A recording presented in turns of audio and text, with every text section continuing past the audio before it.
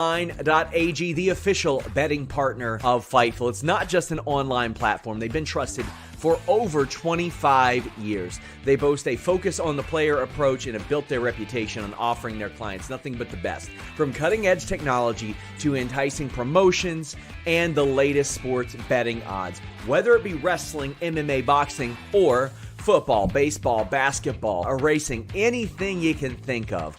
All major sporting events are covered by BetOnline.ag. Fast payouts, highest credit card acceptance industry-wide, safe and secure online environments, and their live betting feature allows you to bet on your favorites weekly and easily and in real time. BetOnline.ag. That's where we're going at Fightful. That's where we suggest you go as well. That's where we get all of our odds at. BetOnline.ag. Only bet what you can, and please bet responsibly. It's Fightful's The Hump with Jimmy Van and Sean Ross Sapp. Fightful.com. Yeah. What's up, you guys? Welcome to Fightful. It's The Hump. It is October 2nd, 2024. It is spooky season. I am Sean Ross Sapp. We have Jimmy Van here, and we have, quite frankly, two things to talk about today. We have a WBD AEW deal, which I'm originally I was told would be coming a little bit earlier in the day. Now maybe a little bit later in the day. If it comes after this show, which I do expect, there's a chance I might do another quick stream or something like that, answer your super chats, humper chats. But we are here to do that now. So if you got any questions or statements that you want read on the air, super chats here at youtube.com/Fightful or humper chats at humperchats.com. Of course, I will be back here tonight, AEW post show, talking about all that stuff. We got Bad Blood on Saturday, Grapsody celebrating their 3-year on Saturday. Me and Jimmy are going to be on at the top of that show like Shawn Michaels and Triple H, taking all the credit for Grapsody. Are you ready? As their audience is like, get the hell off our show. Jimmy, how you doing? Think I can get you in that CM Punk referee costume there at the beginning of the show, Sean? So that's what's going to happen is as they celebrate their 3-year thing, I'm going to hit a go to sleep on Reg as the show ends. And with confetti falling. Yeah. But I'm getting everybody pizza. So very nice. Very nice. Hey, listen, that is good pizza. I love Lou Malnati's. I'm a sucker for them. Oh, they really? hooked me up when I was in Chicago a few years ago. And it was funny because they hooked me up and then an AEW wrestler saw it and they're like, damn, that looks good. And I hit up one of my buddies who helps do brand deals for a lot of them. And he ended up getting all of them pizza. Oh, that's nice. That's nice. Wild. There's people saying that I look like I'm in Vince's old office. Not even close. You need a big T-Rex on the wall. Yeah, there's no T-Rex on the wall. All I listen, have is LJNs and this is Muhammad Ali painting behind me, and that's it. I was going to say the big rubber figures that Jimmy keeps in his office are categorically different than those of what we know Vince McMahon. Although some of them may share the same names based on what we've heard. Very possible. Nice thought process, Sean. His Hillbilly Jim and your Hillbilly Jim are way different. Yeah, but leave a thumbs up. Share this video. We would greatly appreciate that. Get your super chats and humper chats in. Last plug here. Did an interview with Britt Baker yesterday. We talked about internet criticism and all that. I didn't outright ask about like MJF and stuff like that, but those are things that I knew that weren't. Quite frankly, I was kind of giving the heads up that's not going to be answered, so I wasn't going to really dig into that. But we also talked about, unfortunately, Pittsburgh. I mean, one of the worst cities of all time. I got to tell you, I watched that interview. And knowledge. She knows her shit. Oh, yeah. She knows her shit. I mean, listen. I was impressed by that. I have needled her here and there about football, and she knows her stuff. She knows. Like, yeah. It's very like I'm not a football fan, and I don't know much at all. She really knows her stuff. And I know you do, but I was impressed that she knows all that. Yeah. So somebody says, SRS, your mic is cutting out. Is my mic cutting out? Not for me. Interesting. Somebody said, because somebody's saying, is audio okay? Listen, I'll do what I can. Yeah, that's what people are saying. I haven't noticed it.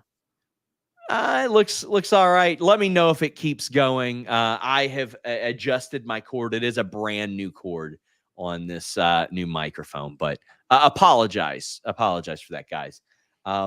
Also, I want to apologize. FightfulSelect.com. We had an update today. Very good update on AEW-WBD. I didn't write that myself. I trusted somebody that I shouldn't have to do that. We will definitely do better about that moving forward.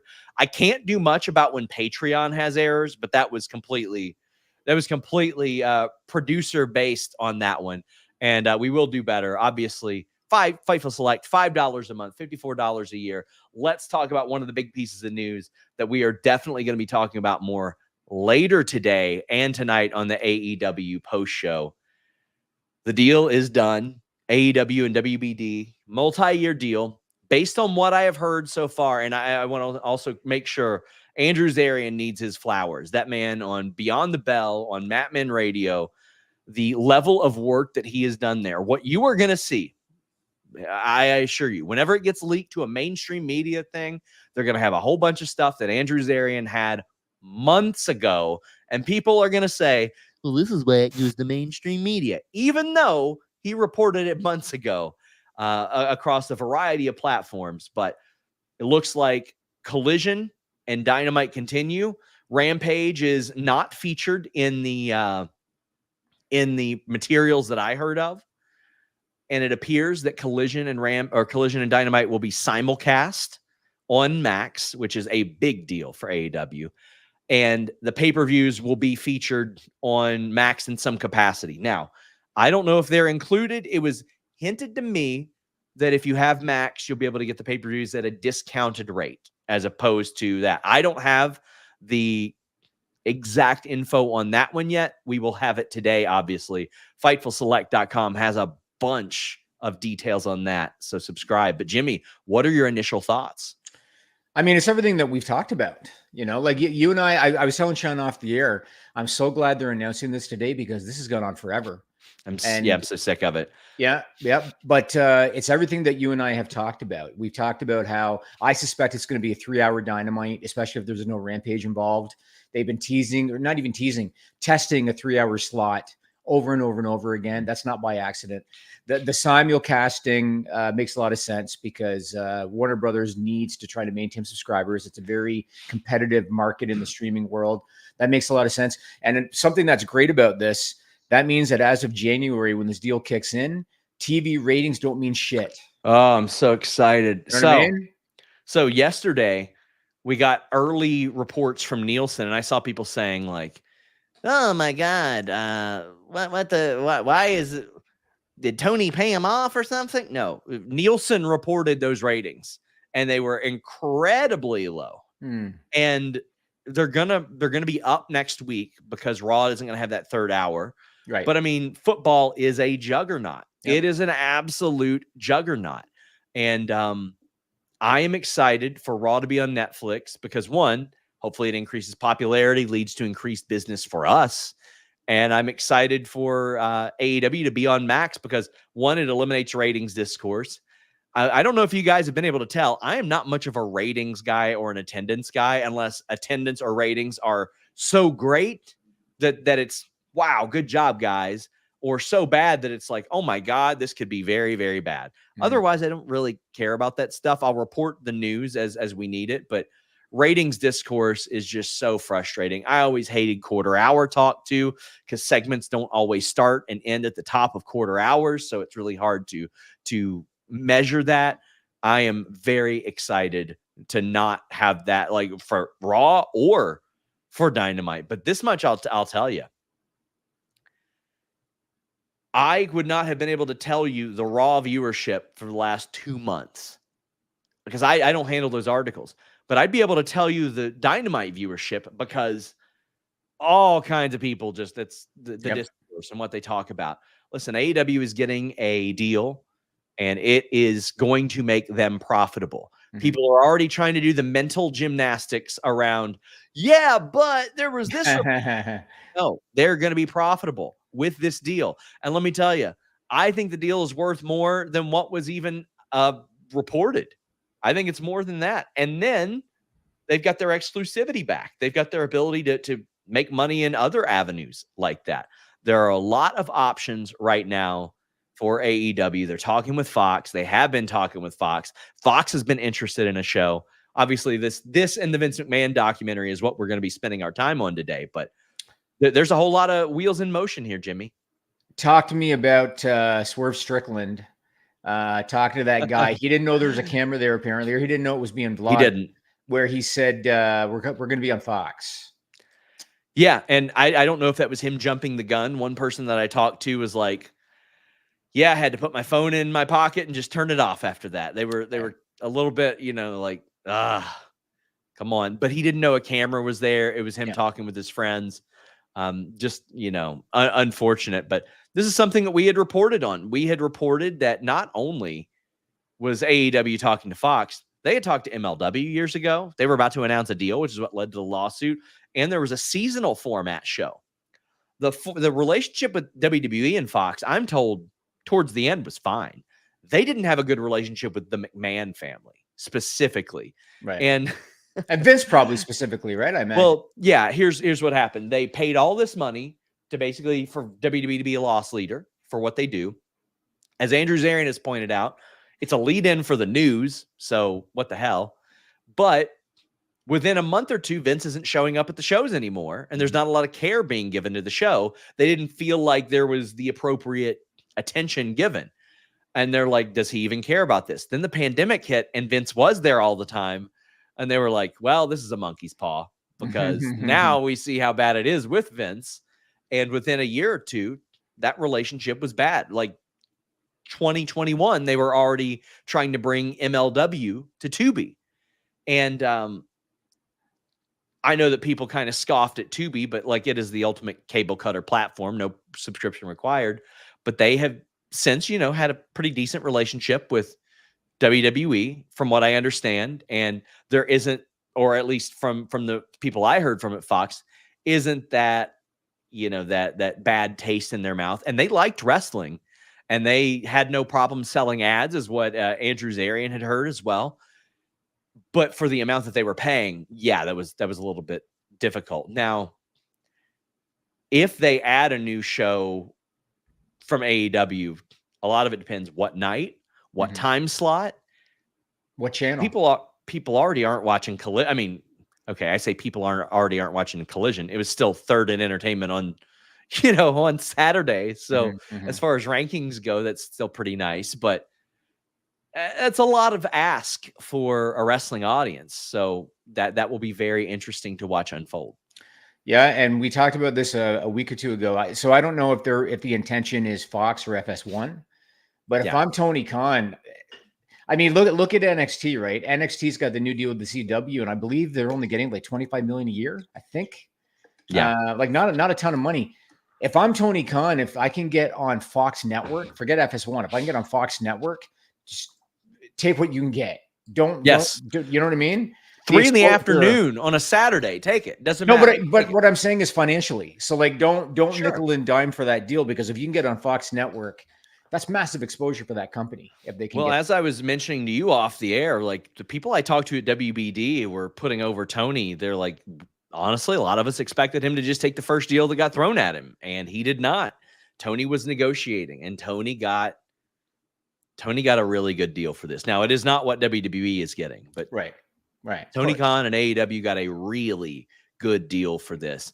And the numbers that we were hearing were at least double. And I saw somebody say, well, you can't dunk on somebody unless you get the numbers. It's a private company. Right. And unless those numbers get leaked somehow, not going to emerge. But they're doing well off of this deal. A reminder, guys, get in your super chats.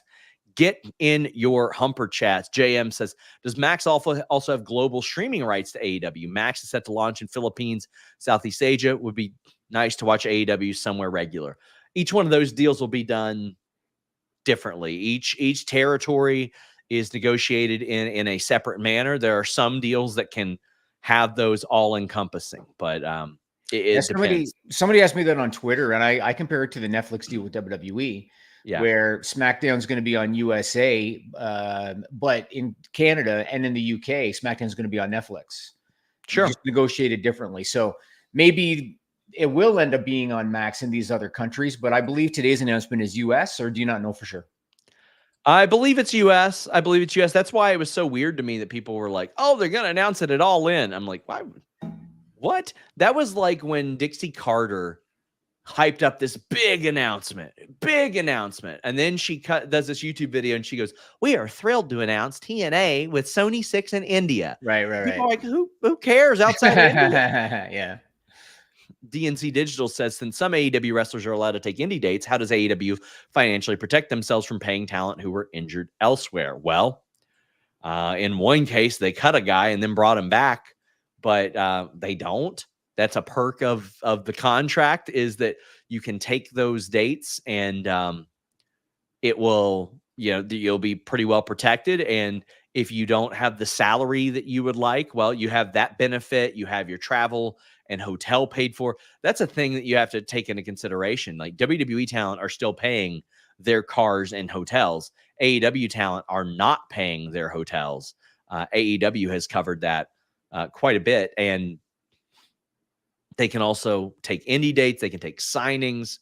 So you can push up that salary quite a bit.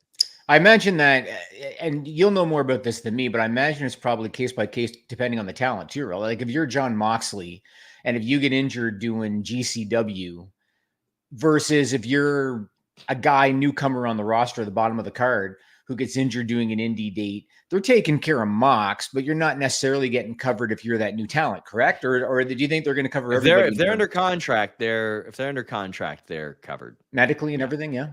Yeah. Well, medically, I don't know. That's one I should probably find out. But yeah, that is one of the benefits of working there. RJ Suburb says, to quote Fightful Kate, put AEW on Fox at SmackDown slot. People are creatures of habit. That's why when people said, "Oh, well, will WWE ever move off Mondays?" I don't think they ever will until they have to. But if they did, somebody else would move into Monday. For sure. Yeah. I want to say one other thing about this AEW deal. So one, I guess, piece of discourse that I have seen, because you and I talked off the air a little bit about once this deal is announced, the haters are going to look for something else to complain about. Like for you, for example, you said, "Oh, WWE's getting more." One thing that I've seen some people talk about on their YouTube channels is, well, the reported 170 million that they might get doesn't mean they're profitable. They are profitable. They would be absolutely be profitable based on that number. I was going to say, according to Brandon Thurston, and I really trust Brandon's numbers. He does really good estimates and really puts things together. He even said, I think he said that they were getting like 90 on their current deals, and I think he said that they lost like 50 or something in 23. If you do the math, and if they're getting between 170 and 200, they are profitable. Yep. I mean, they are. So it's just accept it. If you don't like it, it is what it is. Accept it. C. Delgado says, is ROH included in this new deal in any way? The news that I heard was to be released today did not include a mention of ROH. It's now October. Are Dustin Rhodes or Daniel Garcia officially free agents? Do you have any updates on them both? I will ask about both. Quite honestly, I'm sure Dustin will just tell me. He doesn't give a shit. He really doesn't care. Daniel is definitely more private about his. This is an assumption. I would imagine that Daniel Garcia is going a respectable route and waiting until his deal is up to field an offer, which I don't think you really have to do. But, for all the talk that, and I mentioned this in the Lucha Brothers thing, people are talking about contract tampering. It's not a contract tampering thing. It would be a torturous interference thing if you had a guy with months or years on his deal, and then you said, "Oh, we're going to offer you a deal, so breach your current deal." That's where the issue would arise, not, "Hey, are you under contract?" I saw a lot of people bring that up about Swerve too, because Swerve said, "Oh yeah, well, they reached out to my representation." Swerve's talking about the most recent time that WWE reached out, because originally they reached out to him and he said years ago, "Talk to my representation." And then they reached out again to his representation to find out.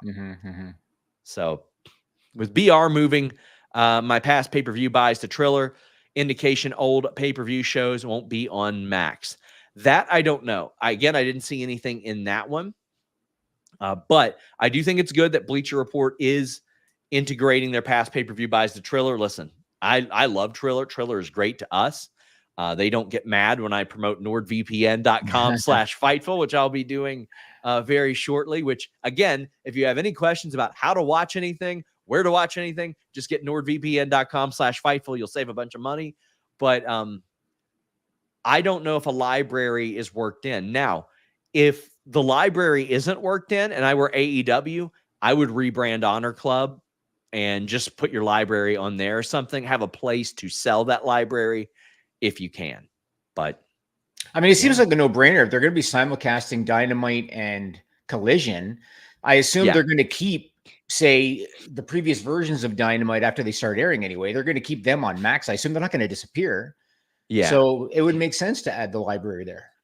David Carner sent a very generous Humper chat. Thank you so much. He said, "Thank you for all you do. I appreciate you so much." Hey, man, we're reporting wrestling gossip. We ain't exactly saving lives here, but I appreciate you anyway. He says, "Wish they'd tell me where Wrestle Dream is going to be shown so I know if I can buy the pay-per-view or if it will stream on Max." Well, it is available on Triller, but there's a lot to this deal. Like, because of the nature of the deal, it wouldn't surprise me if some of it just kicked in January 1st. That's when I hear the simulcast will, because they do have a deal through the end of the year. A lot of people forget their original deal was like a short-term week-to-week deal. And then they proved themselves and got their deal in January of 2020. And boy, they could not have got that at a better time.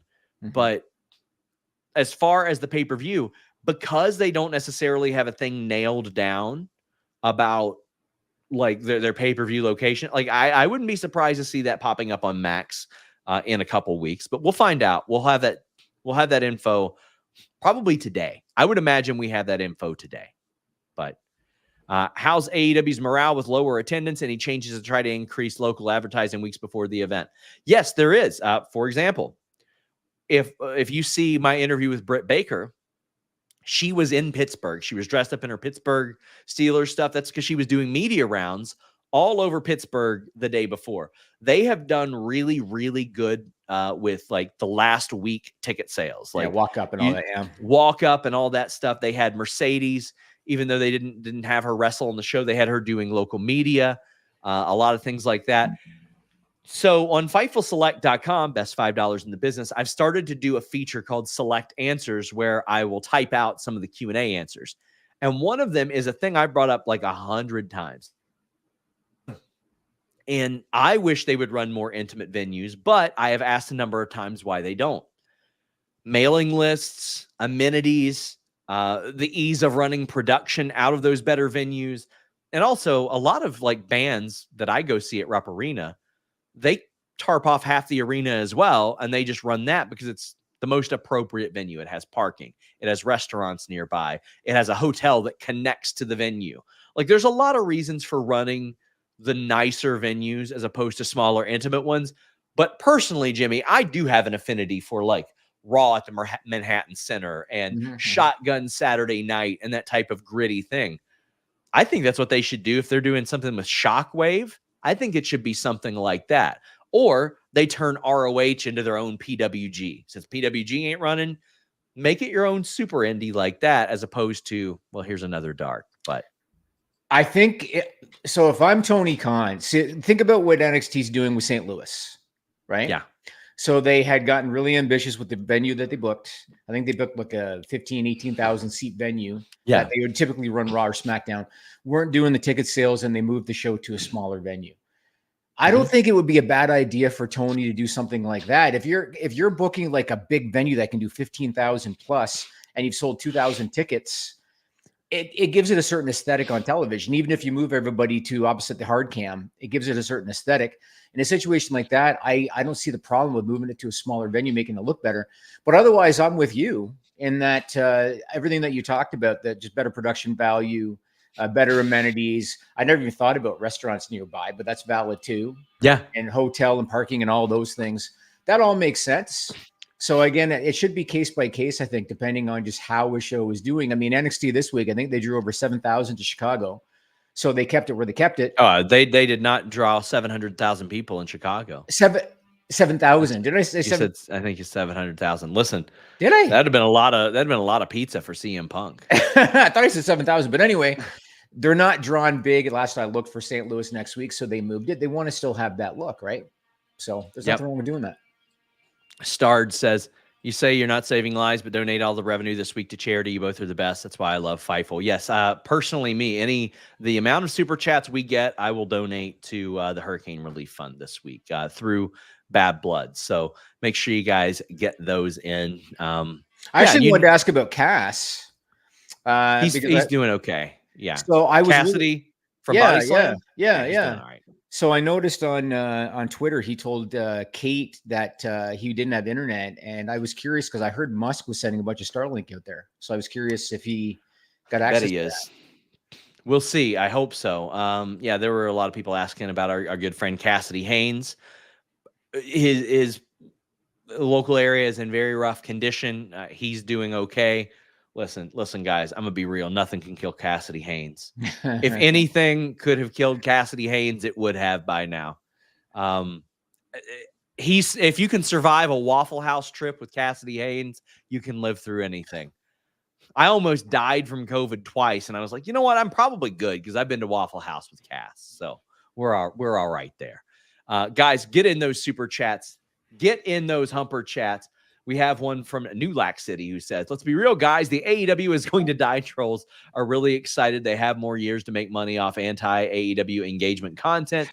So please post yourself as executive producer at the end of the Grapsody podcast. Oh, man. I mean, it started off with they're not a real company. They are a T-shirt company. Well, no, actually, no. It started off with these guys can't sell 10,000. And it wasn't even like a rude thing. It was just Meltzer, I think, being realistic. It was. I don't think he meant any ill intent. No, absolutely not. Yeah. And then a lot of people ran with that. Well, basically an ROH and Friends show did over that immediately. Then it was, oh, they're a T-shirt company. And then it was, they won't get a TV deal. And then it was, oh, well, they won't keep a TV deal. Yeah. Money Mark. That was a big one. Then it was, they won't get another TV deal and they won't survive this. And they're going to be around. They're going to be around for a very long time. Did you see the thing where Billy Corgan said, like, his big announcement was, as long as I own NWA, it's not going anywhere. And all the people quote tweeted and said, you can say that again. Nice. Jesus, poor guy. And you know what? I feel like we're broken records on this, but I just want to reiterate: if you don't like AEW, you don't have to watch it. But it's better for the business in general. It's better that the talent have alternatives. It makes the industry healthier. And I believe in competition. I believe that it keeps Hunter on his toes a little bit, and even Shawn Michaels, because there is a lot of similarities between AEW and NXT. So I think it's good to have a competitor there. If you don't like it, just don't watch it. Symbolism. By all means. I mean, AEW or WWE, I think, has a very good product right now, a very good show right now. And for a lot of people, that's all they wanted was WWE to be better. So if they see that and they go more towards WWE, well, hey, good. I mean, that's a success for their business. And WWE has now seen, as we will talk about when we review this documentary in a few minutes, I'm glad that they've highlighted, WWE is doing a lot better without Vince, because there you go. Right. Josh Morgan says, no question, enjoyed your content for a few years. Josh, thank you so much for the generous super chat. That's very generous of you, for sure. Thank you so much, Josh. I know that sometimes I can be a little obnoxious, but a little. I run the website. So. A little. You see how many people were coming after me over the Rob Schneider tweet? Yes, I did. I pay attention even when I don't tell you that I'm paying attention, Sean. That was a good tweet, though, wasn't it? That was a good one. I mean, you know what?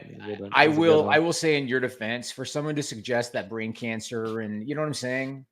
So, and Mutombo was pretty stupid. He was a legend with a family, so it's a stupid thing. Absolutely. And man, we lost so many this week. John Ashton, too. John Amos, who I was familiar with through Die Hard 2. John Ashton from Beverly Hills Cop. I was so glad he was in that. Frank from American Pickers, Jimmy. I wasn't familiar with that show, but yes, I saw that. I love that. Listen, you watch American Pickers one time, you will start digging through your own garage. Oh, yeah? You will, yeah, absolutely. I just built my garage. I got nothing in there yet, Sean. And Pete Rose in our local area, listen, I absolutely do not advocate the scummy stuff that he was a part of, but a legend in our area. So I got to tell you, I had just started watching. He has an HBO docuseries, Pete Rose. Yeah. And I had literally just watched the first episode, and it was the next day that the news came out of his passing. And my wife said, Yeah. "Were you just watching that show yesterday?" So Yeah. I've told you my Pete Rose story, and I very quickly want to tell it. Sean knows I've got friends in the sports memorabilia world, and one night I was having dinner in Vegas, and I was having dinner with friends that are in that world, and suddenly somebody puts his hand on my shoulder, and I turn around and look, and it's Pete Rose, because he was friends with these people from the sports memorabilia world, and he was so cool to us. I know that he's got a certain reputation, and he could be abrasive at times. He was really cool with us, and we ended up getting prints of a picture that we took, and he autographed each one. I've got mine in a frame. I understand what he did in terms of the gambling and the lying and stuff, but in terms of what he did on the field, he should be in the Hall of Fame, and it's unfortunate that it didn't I happen. don't even care that I don't even care that he gambled. Mine was, the allegations of him sleeping with a minor. Like that is, I did not know this. yeah. That's like, I don't give a shit about him gambling. That's the Yeah. stuff that I was like, I'm not even Yeah. aware of that. I had no idea. Okay, I wonder if yeah. that's covered in the series. D'Lo Diggs says, any reason why all the NWA content was moved off the CW app? I believe it's because the NXT deal is starting. Believe that. Viral moments, news, sports, and learning says, when a wrestler star is big enough, why not start reporting personal life news? News is news when someone is in the spotlight.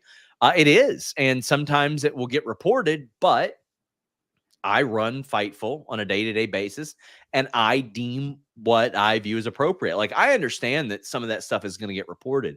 I'll give you a good example. I reported about Kevin Nash's son passing away because that's something that he trusted us with to break. I reported the Luchasaurus thing this week, which get well soon to him, because that's something that he and his representation trusted us to break. However, there have been times like Mia Yim has posted publicly that I knew about Keith Lee's illness. Mhm. And instead of running the story, I reached out to him and said, listen, this is your guys to break. Pregnancies, like the Becky Lynch thing, not to me, I don't think that's mine to break. I understand if other outlets aren't the same way, and that's their own thing. As Mhm. long as it's not scummy, I'm not gonna like finger wag them for how they run it. But Mhm. Mhm. I get to decide what goes on at Fightful, like as far as a content standpoint, and that's where I personally draw the line. And I've always said this: you can argue that none of it is any of our business, but ultimately, I'm like sort of the final say on most of that stuff. So I want to add I to that. understand what you're saying. Go I ahead. want to add to that. So I agree with you, and I don't like being like paparazzi. So Yes. so I'm not an entertainment news guy. I've never Mhm. cared about Entertainment Tonight or any of this shit. And a big reason why is I don't like the paparazzi stuff. I don't care if so and so is dating so and so Yeah. cheats, has an affair with so and so. That's their business. And if they want to do something like, say, remember when CJ Perry and Rusev, they went public on their engagement? Yeah. That's different, right? That's different. But if it's a situation where it's their business and they want to keep it their business, I don't like being paparazzi. I just don't. And yeah, and I work in the news business. I remember when I was a little kid, I didn't like paparazzi. I remember at my birthday party when I was a little kid, the thing that people were talking about was Princess Diana died this weekend. It happened. We found out at my birthday party, and it was because the paparazzi chasing them and all that Yes, stuff. exactly right. Yes. And I was always like, that, how is that normal? Right. How is that normal? Right. But I appreciate the super chat. And listen, that is a subject I could talk about all day. I could talk about media in general all day, but by God, we have other stuff. Who would you like to see join the Hurt Business in AEW? EJ Nduka is a big one. And listen, I just want to say, as we're about to review this series, so much respect for EJ Nduka and him saying what he said. He's like, yeah, while Vince McMahon was busy giving people hush money, he was cutting a whole bunch of us from his roster. So there you and go. a lot of it too, man. Somebody says, when you report engagements, weddings, why not the divorce? Thank you for the transparency. We do if they announce it. Right. It is, to me, especially like when we're talking about who's dating, who's sleeping together, not my business. Yeah, If I feel that way out too. there themselves, I'm fine with that. Like, whatever. Like the last thing we need is to have somebody camped out in whatever town they're in for a show with a camera waiting to take a shot. You know what I mean? Yeah. I don't need any of that. Yep, indeed. We've got, have you heard any feeling about in NXT about Julia losing? Have they lost faith in her? No, absolutely not. It was a story crutch to get them to Cora Jade versus Julia. Julia is just starting. She's got to get accustomed to things. She's going to help carry that division. Stephanie Vaquer, Julia, and Delta are going to help carry that division. So, you have to also remember that Julia is the newcomer. Yeah. And so it's not a huge surprise that on her first night in, do you necessarily want her winning the title? Like it doesn't surprise me. Craig Robinson says, hello guys, you know the AEW Plus subscriber numbers on Twitter or Triller? No, I do not. He says, I've been subscribed since day one. Haven't seen anyone discuss this. Much love from Scotland. Get those receipts ready, SRS. A lot of the people that were talking trash were so far long ago, it's going to take me forever to go through my bookmarks. But no, I don't have that information. I'll try to find out. By the way, I see a lot of people talking about John Amos, who passed away. I love Coming to America. Him and Coming to America, the first one. I love it. His role in that was great. McDowell's. Brookley Hathaway says, understanding that you're two white dudes, LOL. I do respect both of you for your wrestling opinions. I'd love to get your thoughts on the WWE black male talent on PLEs. I appreciate the conversation as a POC, but it feels like it's veering into gotcha things. A lot of the criticisms on social media you'll see is faux outrage. But listen, when you look up and down the card, WWE should absolutely be pushing more black singles male talent. They absolutely should. That's not like a thing where it's like, oh, well, there's none qualified. Yes, there are absolutely talent that are qualified there. That's where I land on that. I think that some of this is a product of the cards shortening as well, but still, like 2 years. Snoop Dogg is your last black singles male talent to win a match on pay-per-view. Are you serious? Yes. Really? Yeah. Wow. So I want to ask if you've heard about this. So yesterday on Twitter, when we were talking about this topic, I put over Montez Ford. And how many years have I been putting over Montez Ford in this podcast? Many 4 years. or 5 years. Many years. Some people responded to me on Twitter and said that Montez Ford has requested not to split from Dawkins. Do you know if that's true? I don't know about that. I know that, because wouldn't it be career suicide to not take that opportunity if Bianca has said that he feels guilty sometimes about considering a singles run, but listen, man, I think Angelo Dawkins he's going to be just fine. Right. Montez Ford, to me, man, you talk about looks like a star, carries himself like a star, elite level athleticism. I don't know how he hasn't gotten a shot. They got the little taste in the Elimination Chamber last year. That's it. And I just don't know how he hasn't gotten the opportunity. And like I said, a lot of people responded to me and said, oh, Montez in interviews said he doesn't want to break up the team. Yeah. So Dave said that Shockwave could be on a Tuesday or Thursday. Do you think Collision could move nights after NBA on TNT or stay on Saturday? I hope they get off Saturdays. I really do. But I think Thursday is a prime spot for them. I would stay off Friday. I would stay off Saturday if I could. But no matter where you are, I'll tell you what you should get into. There is no product that we have promoted more on Fightful that I use while I'm awake than NordVPN.com/Fightful. You guys have probably seen me anchored to my desk an awful lot for quite a while, and I've always got NordVPN on all my devices. That's because that's what NordVPN.com/Fightful allows. You get the fastest VPN in the world on all your devices, on all your operating systems. It is so beneficial to have that versatility. Here at home, I put it on my router just in case, and I put it on my phone, laptop, desktop, PC, and smart TV. That allows you to get all the benefits. The online threat protection, the ability to change your virtual location with just one click, the ability to use that NordPass password manager, the file encryption tool, all that good stuff on everything. Also, you can subscribe to all those overseas services I'm telling you all about, all with 24/7 tech support and a 30-day money-back guarantee on top of an already amazing deal. Protect yourself on all your devices with NordVPN.com/Fightful. What we will do is any non-Vince Doc questions I will save to the end. I know Jimmy has like a bit more of a hard out at 3. So we are getting to those. So this person, this, and this. Don't worry. I will get to those at the end of this show. And here's a reminder, FightfulSelect.com. I have an Ask SRS thing up constantly on our Discord, and I do a Q&A every week. the Vince McMahon docuseries. I got it all watched in one day, a lot of it on the way to New York last week. Whew. Listen, since then we have found out, or not we found out, but Bill Simmons has said we made this for a broad audience, not a hardcore wrestling audience. But I was talking to somebody today and I brought up a tweet, and I think it perfectly sums up the documentary. And it said, casual viewers are saying, I can't believe he did all this sick shit. And then hardcore wrestling fans are saying, I can't believe they left out so much of the sick shit he's doing. Really? I mean, yes. What kind of stuff do they that, think was left out? He did.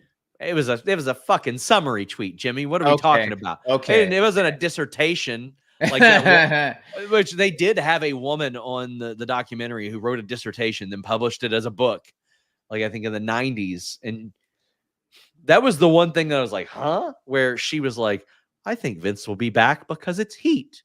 And heat can be. I was like, no, he ain't coming back. She kind of sounded like that, Sean. Good job. She kind of sounded like that. And I was all right. But how are you feeling about the documentary? In summary, I thought they did a pretty good job from a broad base. They hopped around. They went back and forth a lot. Like I've rewatched it with my wife, and I was like, man, they've jumped around quite a bit. But I thought they did a pretty good job. But there were some pretty glaring omissions, as Jake saying big omission was no Jim Ross. He should have been interviewed, but wasn't. Have you heard why Nick Khan's name wasn't mentioned in the doc? They haven't even bring him up when talking about WWE's succession plan. Well, buddy, I think because he is the succession plan is probably why he wasn't brought up, in my opinion. I can give my hunch. Go ahead. My hunch is plausible deniability. There you go. That's my hunch. And that's why this person is saying, why have Steph and Hunter gotten off easy with the Vince stuff? Steph walked away from WWE twice. Hunter is the son-in-law. And was around Vince a lot. Not only that, Vince and Linda, what a weird marriage they have. Yes, I mean, the marriage that they have is she looked the other way with a lot of horrible shit he was doing for whatever reason. But it seems like a large reason of that was because he was bankrolling her political career for quite some time, among other things. But yeah, I think that she had financial incentive, not just the political stuff, but she was the CEO. Of course. So I got to say, I've never, years ago, I used to work with a lot of old timers in the business. Right. And I used to hear a lot of things about certain people, and two people that I always heard nothing but good things about: Linda McMahon and Shane McMahon. Old timers would tell me that, like Linda and Shane. And I think Stephanie is pretty well liked too. However, and this is a complete hypothetical. Not only have I never heard of you mistreating anybody, I know that you haven't. But if I had heard that for years and years and years and years and years and kept doing direct business with you, it seems like an awful lot of just her looking the other way. With the Stephanie thing, I mean, I think her walking away was part of plausible deniability as well. But then you have her coming out there and doing that. Thank you, Vince. Like she knew, she knew that these allegations were coming. Yeah. I would have, if I were her, I would have said, hell no, I ain't doing that. There's no way I would be doing that. Yeah. Giving out let's cheer for him. They covered about how after the allegations, Dave even said it was an FU to all those people. We had reported, I had completely forgotten about this report I published on Fightful Select. He walked through the back and screamed, fuck him. Yeah.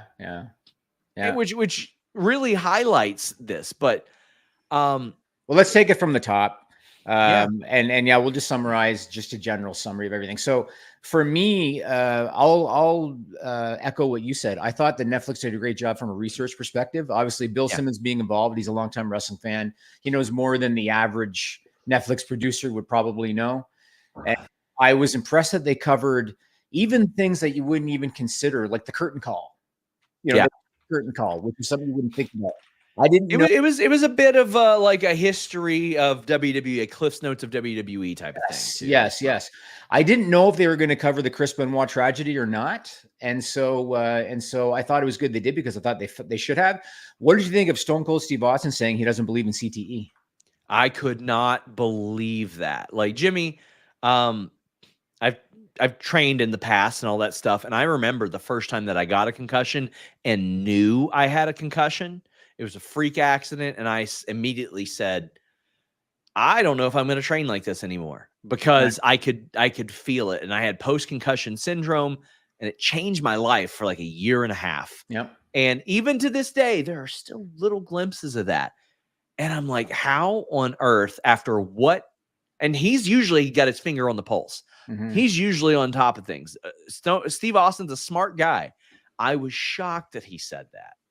I was too. There have been so many examples of football players who commit suicide, and they analyze their brain and they find they had a lot of damage. And with Chris Benoit, obviously, I'm not going to defend what he did, but he had a ton of brain damage, according to Chris Nowinski as well. And I was surprised Steve said that. Like you said, he's been around the business. But as I will say, as a longtime wrestling fan, you know, I was a fan of the 80s.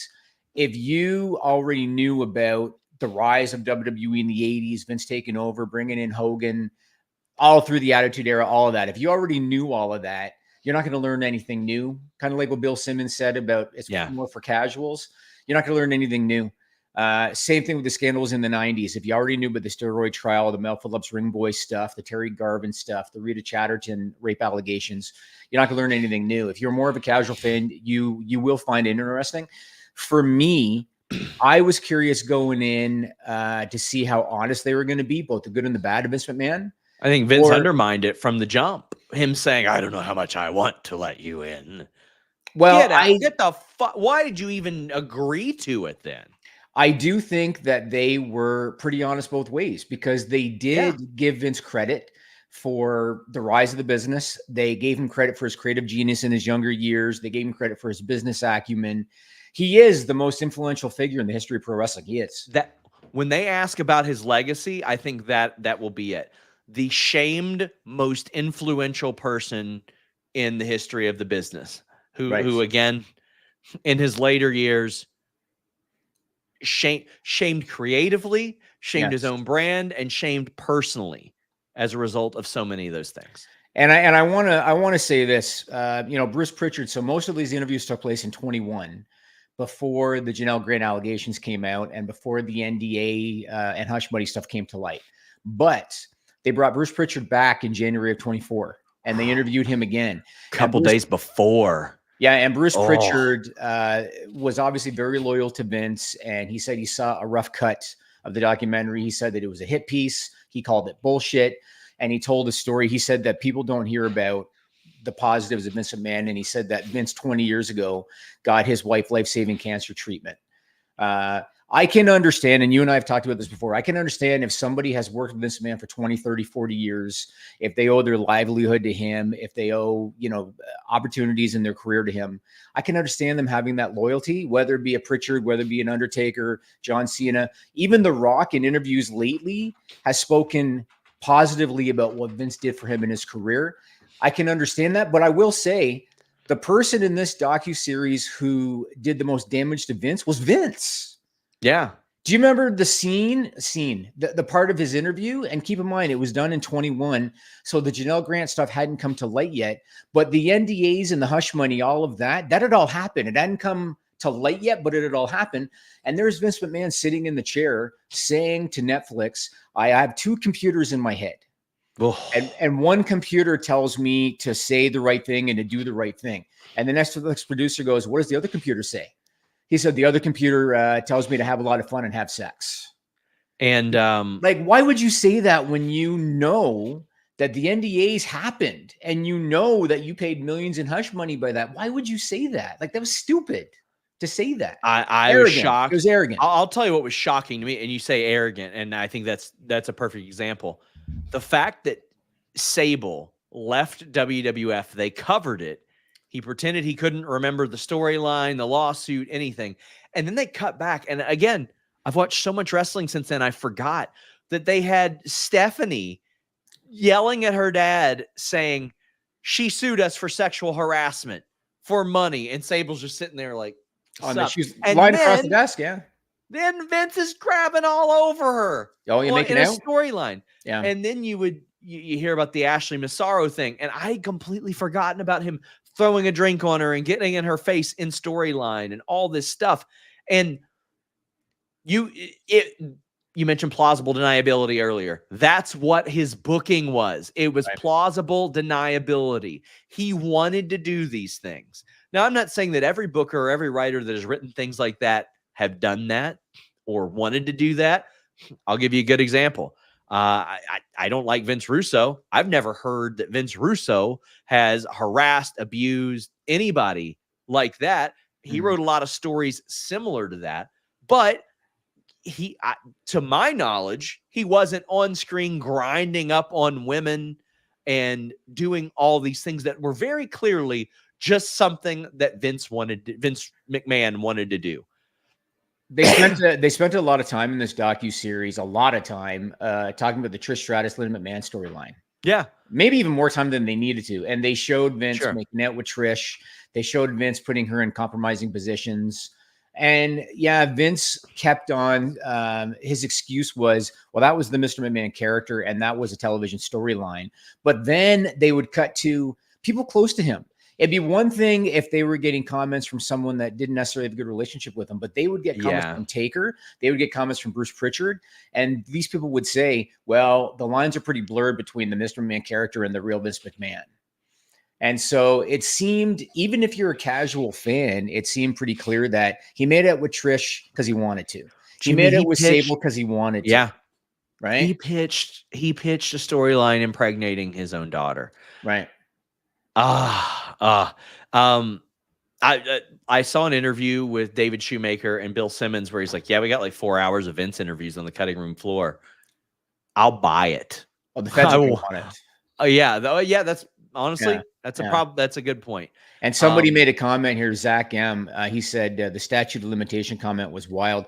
I forget who was that about. Was that about Rita Chatterton? It was about Rita Chatterton. Yeah. He had denied it and then said it was consensual and then said, well, even if it was rape, the statute of limitations was up. And but he also settled with her.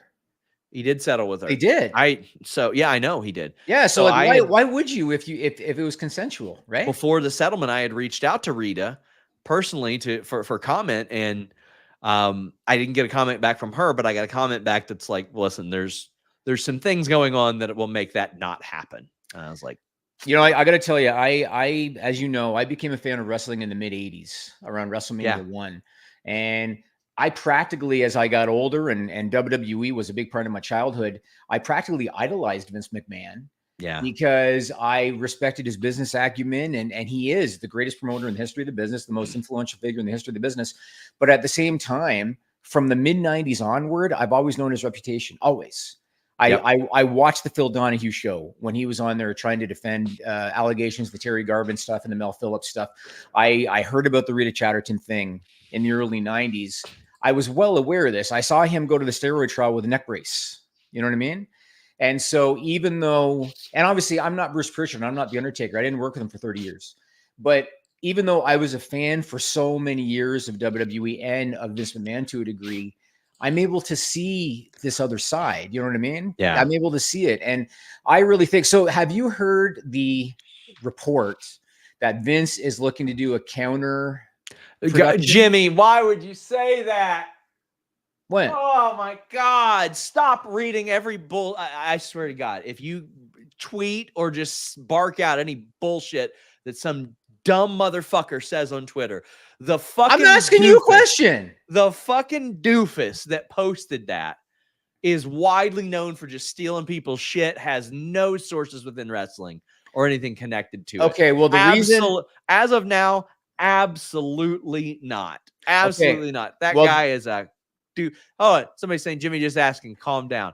Come on. Not reputable. Not reputable. I'm just asking, and the reason I'm asking is, you can ask. I can yell. If I'm Vince McMahon's lawyers, all right, yes. And you just said they got 4 hours of cutting floor footage. If I'm Vince McMahon's lawyers, I'm watching this docuseries and I'm thinking, oh shit, because I'm not a lawyer and I'm not a litigator. I don't know how he comes out of this better than going in, knowing that the Janelle Grant lawsuit is on pause because of a federal investigation. The man sat in a chair and said, the other computer in my head tells me to have fun and have sex. while he's Yeah. doing an interview with Netflix, Sean. Yeah, of course. Like how do you possibly come out of this looking better? It's pretty stump. It's just I don't know. It's a hard road to go down, man. It's a hard road. I to go down. agree. I agree. So- Tim says, watching the Vince doc, all in one shot was rough on the mental health. Thought Shane came off looking great. That's a point I wanted to bring up. Said Hunter Yes. was a lot less pro Vince than I expected. He even subtly threw him under the bus. Well, I mean, I don't think it's a secret. They hadn't exactly been as close in the last few years. Hunter But knows where his Shane- bread is buttered too, Sean. Yeah, of course. It was definitely a succession play there. But the Shane thing, I thought, first off, I thought Shane and Dave Meltzer came off looking great. Dave was hilarious. Dave had a couple of really important points. He fact checked them, and then he talked about how Vince would degrade people publicly and people cheering about him. And he outlined why it is that men back then would probably cheer that type of thing. And it's because they could never get a woman that looked like that and probably took joy in seeing her degraded. And he's like, it's a sucky way to put it, but it's the truth. Shane was distanced so far from Vince. And one of the two big, like, we're talking about business things where they got like, okay, Vince, you're got, was the talent raid thing where he could not understand how much of a hypocrite he was being about WCW raiding talent when he did it. And then when he talked about Shane approaching him with the idea to buy the UFC and Shane being like, I'll run it. It's plug and play. I know the business. I can help with this. And then they go, oh, it sold for however many $1 billion. And Vince billion. goes, he's like, well, that wouldn't have been a good investment then. If it was, Shane would have just done it himself. Well, it's okay to say you were approached with a good investment and you didn't invest in it. It's okay. But Shane was distanced pretty heavily here. So I was fairly familiar with Vince's childhood because it's been talked about before. I kind of wish that they had been able to interview more people close to him in that regard. I know that his brother passed early in 21, so they couldn't have gotten him. His mother passed, I think she just passed the following year in 22, but she was over 100, Sean. So I don't know if she could have been interviewed. It would have been nice to kind of humanize him a little more with stuff like that. But I will say this, and I'm not a psychologist. I understand that Vince, he didn't have a great fatherly relationship. He said his stepfather abused him. And wrestling is a very male-dominated, high testosterone business. I'm sure Vince felt the need to be tough, but I felt for Shane because all he wanted was the respect of his dad. And to see him talk in that documentary about how just getting a pat on the back was so hard for him to get. Paul Heyman telling the story about when they were having a fight over creative. And Vince basically said, if you want it so much, he's like, take your knife and stab me right here. You know what I mean? Couldn't believe it. To say something like that about Shane. And here's something. In order to preserve that relationship with his dad, Shane walked away from a multi-billion-dollar company. Now, granted, he's got inheritance coming. He's fine. Yeah. But he walked away from a multi-billion-dollar company because he wanted to preserve that relationship with his dad. I felt for Shane. And like I said, I've heard so many positive stories about him over the years. And it was unfortunate that he had to step out for that reason because, his dad just, he didn't want to kill that relationship. Mr. Costa says Tony Atlas was hilarious. He got so much time.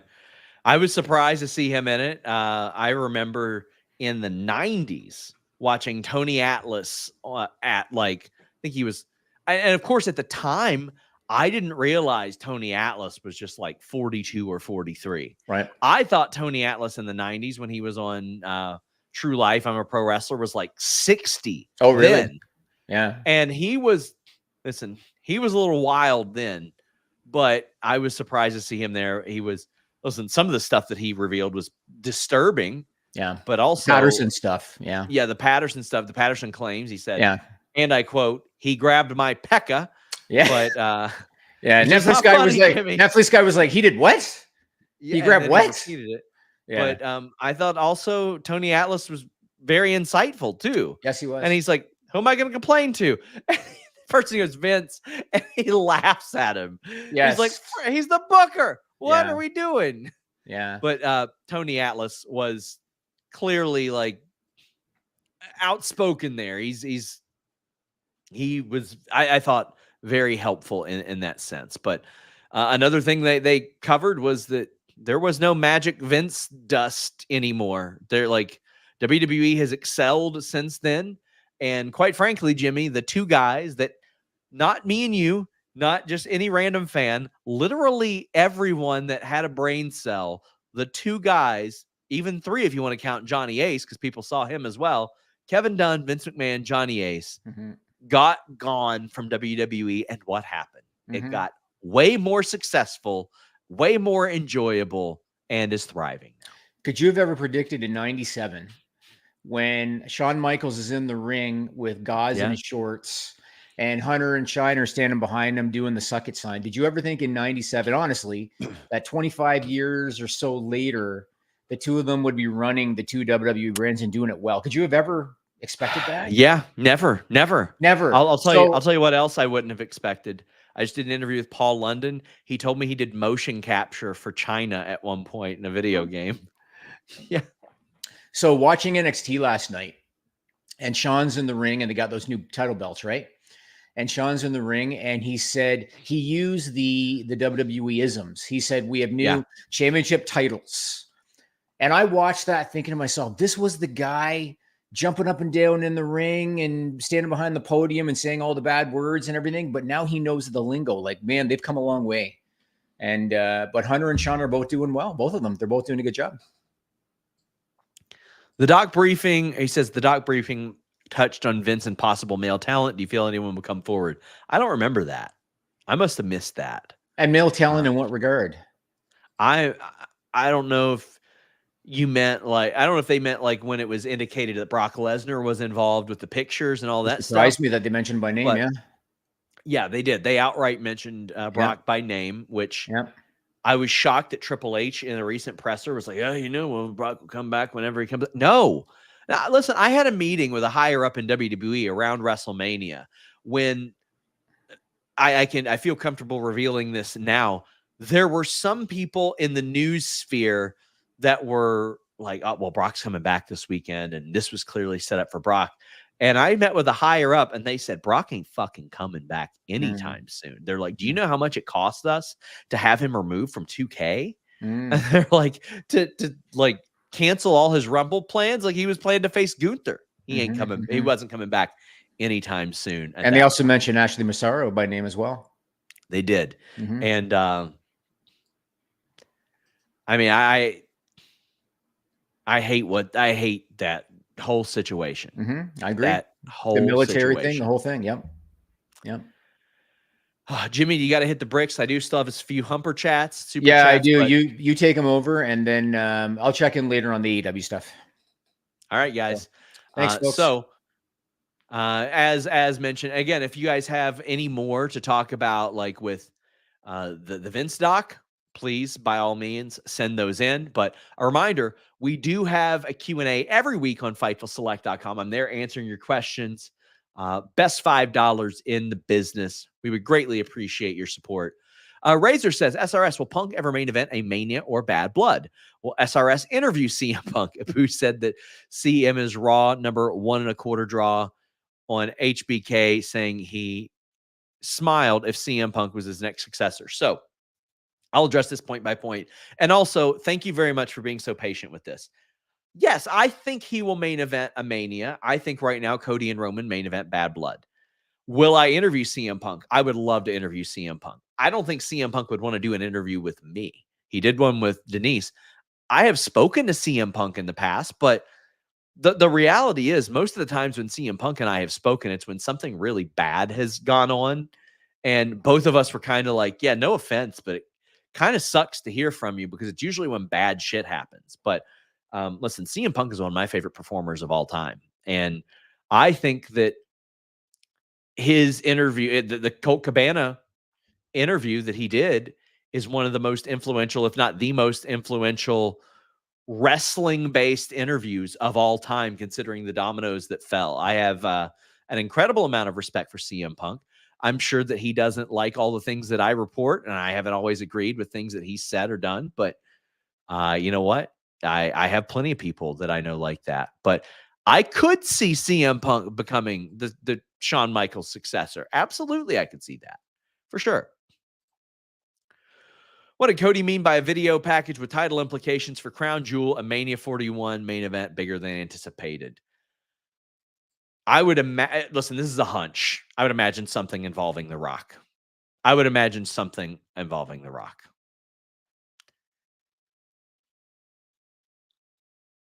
Vince saying, Undertaker didn't have a concussion at WrestleMania. Yeah, that was weird. Here's one that I've wanted to address. Sean, why did you let employees openly accuse Triple H of being a rape enabler and then cry when he called your site unreliable? Weird. So let me address this. None of those people are employees. They are independent contractors. They work, 1 hour, maybe 90 minutes a week. I am not going to sit there and tell them what to say on Twitter. Now, if it is something accusatory or racist or something like that, I will approach them and say, you know what? I do not think that that's something that you should be saying. And that is something that I would never say. Cry when he called our site unreliable. So Triple H called me on the phone after that happened. We had a conversation. It was very spirited. We have had an exchange since then. It's been respectful. You are coming here to troll about a situation you don't know much about. Afterwards, I highlighted my feelings on that and then made a joke that they should send me French cheeses as a token of appreciation. And they did that as a nice joke. I gave the cheese away, kept the note. I appreciated them reaching out. I did not agree with Triple H's approach to that. I can tell you that the people higher up in WWE did not appreciate his approach to that. And I got an immediate apology regarding that from a lot of people, quite frankly. But listen, I don't have to agree with what all of the 40 people at Fightful say. And this person down here is bringing up a thing that I didn't agree with because I don't have those facts. But this person is trying to use it as a gotcha because he thinks that 40 plus people that work at one place should have a brain that works in unison. If you agree with every single person that you work with on every single issue, that is not a normal thing. That is not a normal place to be in. That is not a normal situation to be in. Like you absolutely shouldn't. I do not agree with the way that Alex Palowski reviews wrestling.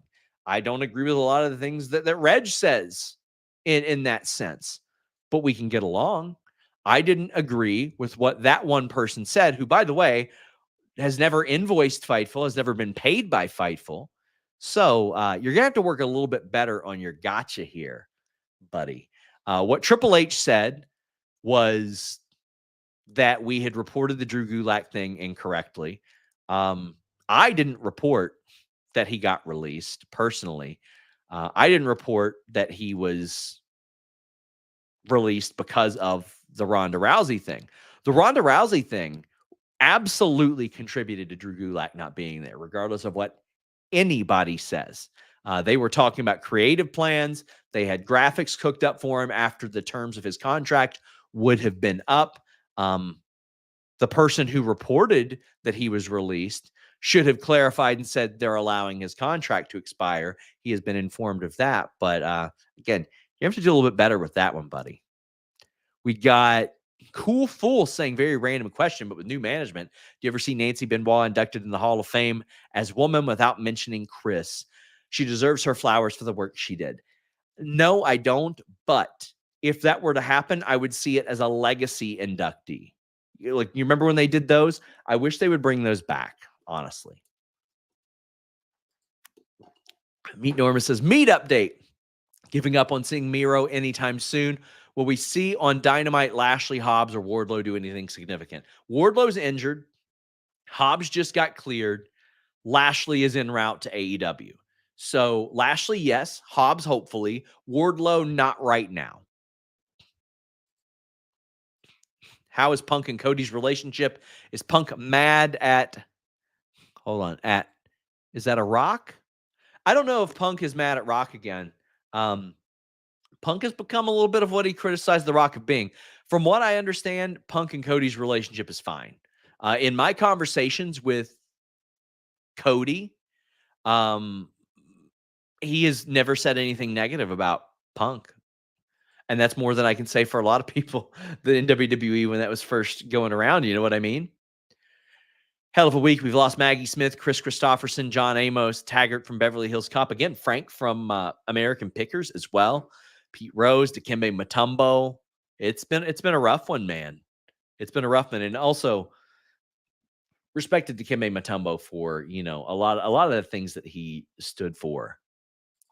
Tim McFall says, fun interview with Britt yesterday, Sean. Thank you. Says Jimmy, whoops, sorry about that. It says Jimmy with the Rogers WBD deal in Canada and Rogers losing WWE. Do you see AEW moving to Sportsnet? So I can say this. This is what a lot of people are hoping internally, at least the Canadians that I'm hearing from. And I've had to kind of pick their brain a little bit about this because I'm not as hip to it. But I will have Jimmy answer this as soon as he can. But they're hoping that they get some sort of more stable platform in that sense. WWE Mark says pay-per-view on Max at a reduced cost is not good if we're already paying for Max. Not a fan of that if true. Wish it was like Peacock. I wish it was like Peacock as well. I'll explain it to you from AEW's line of thinking. It is the old Dana White point of once you cannibalize your pay-per-view business, you can't go back. And right now they have a base that is willing to pay for those pay-per-views, and they are very profitable. They do very well. Those pay-per-views do. I think, and I'll continue to say this, if I were AEW, I would limit the matches to 8 and then spread out the matches, especially if you are adding another show. And as somebody points out, Max is already more expensive than Peacock. If they end up being like $10 with Max, okay, I guess, but still, I would include that in the cost, man. I really, really would. That was a bummer when I was reading that. But hey, the press release has not dropped yet.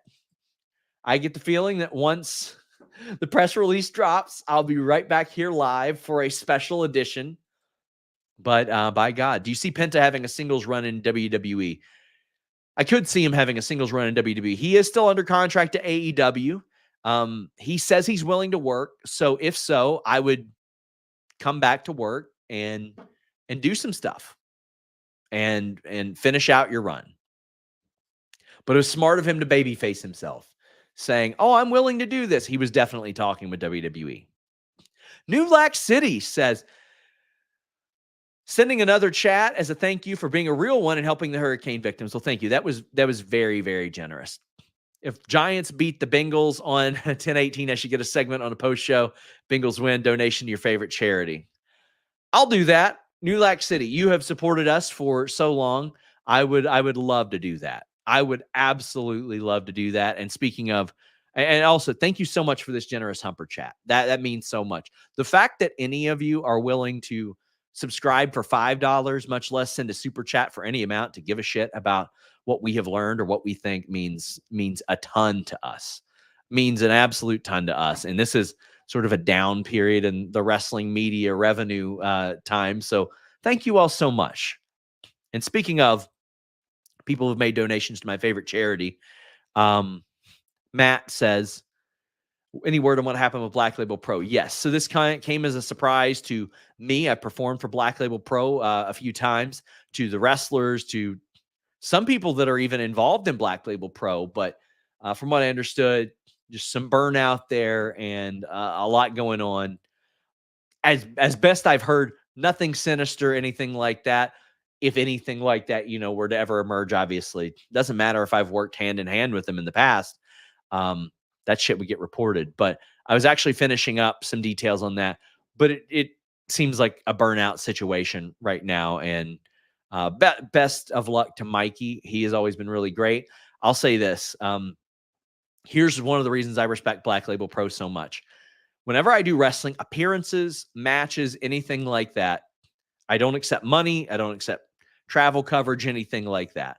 I asked them to donate to a cause. And one of those causes was Tanami.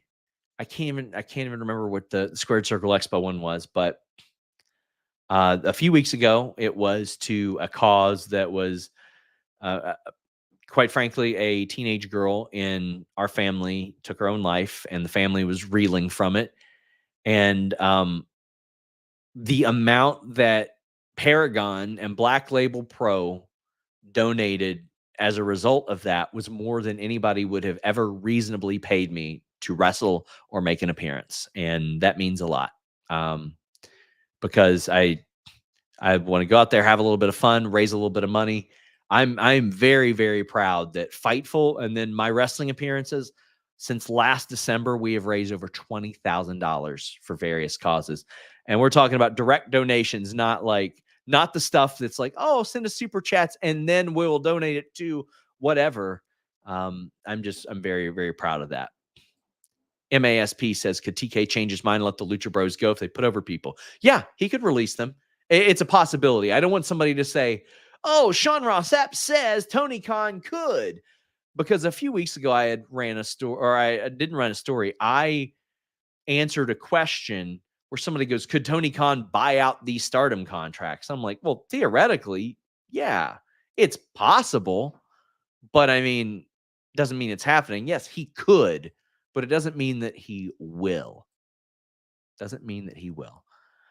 Oh, man, thank you guys to all of you that sent super chats and humper chats. Obviously, man, today has been a busy day. It's probably going to get busier.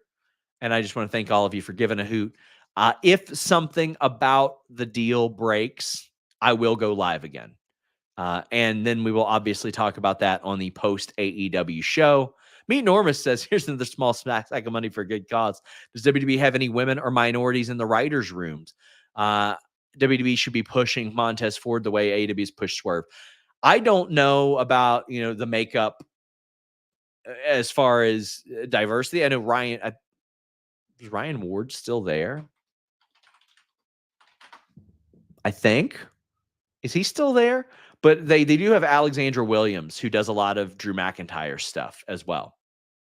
So, guys, thank you all so much. Please leave a thumbs up. Until next time, we are out.